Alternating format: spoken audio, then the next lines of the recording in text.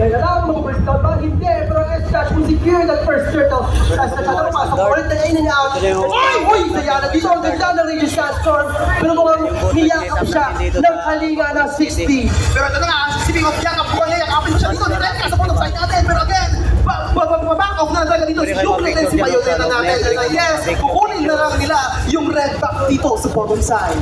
Again, we still have the marksman dito na aasahan nila sa late game. Hindi pa na-invoke yung mga marksman natin. Unlike the last game na parang nakakasali talaga sa mga early game fights eh. So for now, hindi pa natin talaga alam kung paano mag-turn out dito yung ating late game. Kasi we have the late game Nathan. We have the late game Nathan that should turn around the team fight pero hindi yata connect yung ejector doon. Nakakatakot yung mga ginagawa ni Tenka. Surprise attack kung magkasaya lang. Ito na yung Ducati ni Pachura. Pero again, papakapakot na lang siya. Pero Yuklid na dark form. Ang sakit niya na. Yung first. Naku, talagang mages nagkaharapan dito sa bottom side natin. But then the discipline is there for Soul. The flicker now, Javeliana gets one kill. Ito na yung kailangan talaga ng Nathan na isang kill this early on to the game para makabawi at makalamang sa kanyang kalaban. And now the mid lane, yung part dito, tayo lang may